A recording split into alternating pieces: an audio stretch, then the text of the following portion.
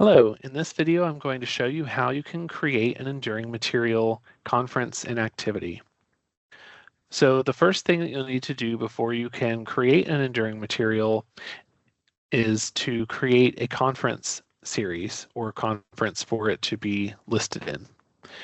So if you're an administrator, you'll be able to access this from the maintenance menu. If you have access to create a new conference series, this is where you would begin for your first conference.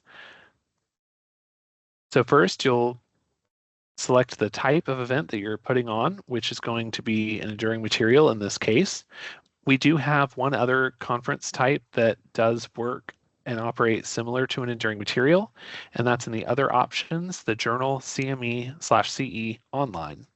So this will report as a journal CME/CE, but it's an on-demand or an ongoing over time, as opposed to a journal CME that's happening live. So that's explained here. Once you select enduring material, you'll go to the next step and you'll follow through the rest of the options just as you would in any other conference to put in the defaults for the activities that you're creating in this conference series. The name of the conference series is what's going to be displayed and how your events will be categorized on your portal, which I'll show you in just a moment. And for further instructions, I'm not going to go through the whole creation of a conference series in this video, but we do have instructions on that process that you're able to access. So as I mentioned, the name here is going to display on your portal. So on your portal, you have an Enduring Materials tab. And in that section, I'll explain more about this stuff at the top shortly. But down below, we'll categorize your conferences. So we have a Department of Medicine Grand Rounds recorded series and another conference called EADS Enduring Materials. And then each of the enduring materials that are in these conferences are listed below here. These are collapsible. And if you have a lot in your content library, these may start collapsed just to make it easier for your learners to find what they're looking for. But they can also be controlled here to expand or collapse all. So this is the conference title. This is the title of the presentation. The speakers will be listed here. If there is a photo on file for this individual, it will be displayed as well. And one thing that's not shown here is a description. This big blank box can also list a description, which I'll be explaining in a secondary video. But one of the nice things about this particular page is that you can search by keyword. And I'll be showing you again in a second video how to set up keywords. But what I will let you know is that you can search by the conference name, the presentation title, the speaker, the description, if there were one here. So there are a lot of already built-in keywords just by setting up the activity that you don't have to add. So for example, if I wanted to search for Grand Rounds, I could search just Grand, and you'll notice my other event has disappeared because it's not part of Grand Rounds. If I were looking for a particular speaker, I could search by the name. And they are both by the same person, so they're both still here. But if there were other activities with a different speaker, then those would have disappeared so that I only saw this speaker.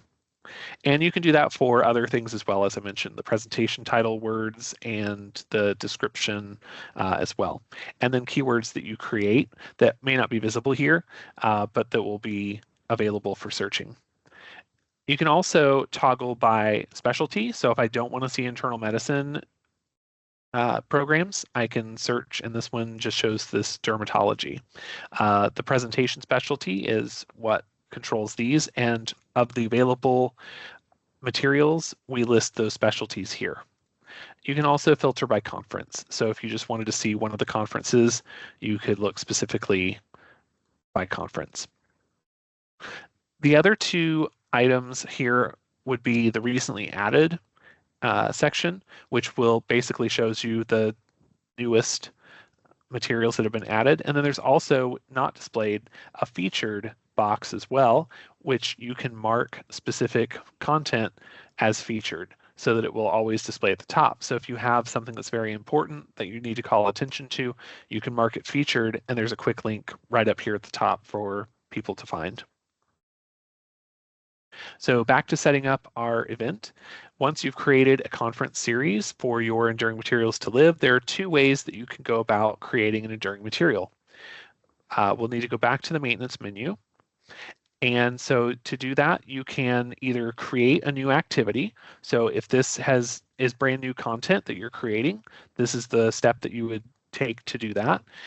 Or you can clone an activity, which you would use the edit an activity, select the activity that you're going to clone, and you'll be able to then clone it. And I'll show you both of these. So for creating a new activity, you'll go in just as normal. You'll select your enduring material. You'll select the conference series that you're working within.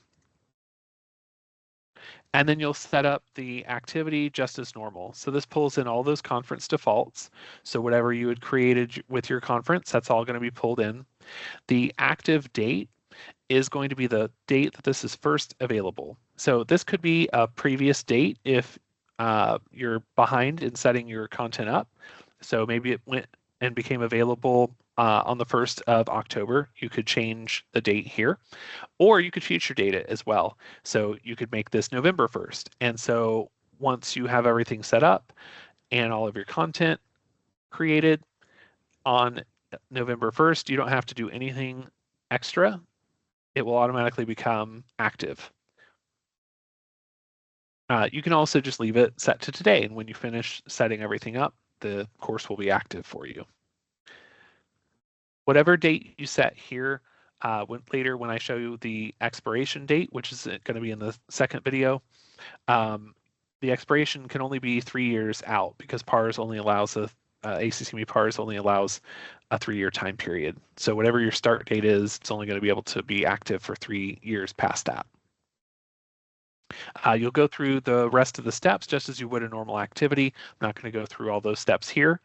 But next I want to show you the other way to create an enduring material from an existing event. So this could be a live event that you've recorded.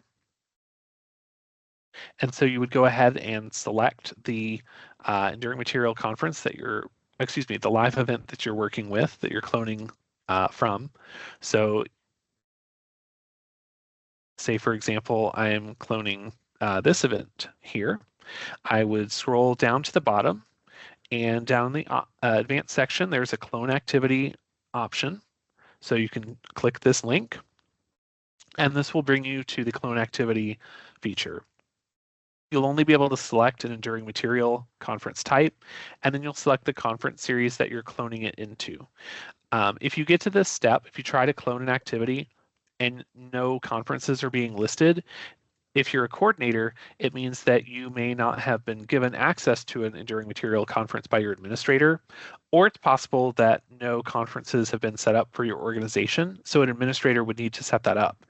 If you get to this step and you receive the error message and you're an administrator, it means that you need to go back to the create a new conference series feature to create a conference for the enduring materials to be housed in.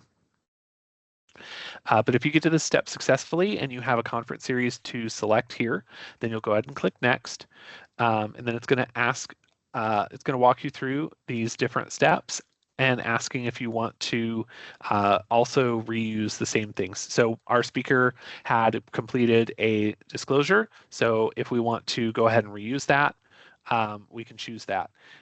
Now this could be an old activity. It could be from, say, recorded last year, and I'm making it available now. And so his disclosure may no longer be valid, and so I would need to collect a new disclosure. So this option does both. It's going to reuse it if the evaluation is still good, and it's going to collect a new disclosure if it had expired. And then you're going to choose the template that you want to use. This gives you the option to just reuse whatever was used in the original activity, or you could select a different template. So next we're going to enter the general information. Again, the active date, as I've just explained, this is starting it from cloning. It's going to start it from the event date, assuming that that's the date that you want to use to make it active. But again, you could backdate or future date. If you choose not to post it to the public CE calendar, it will not appear on your portal. So this is how you would select whether or not it's going to appear on the portal. The credits that were added for the original activity are already here. You can add additional credits if that is necessary.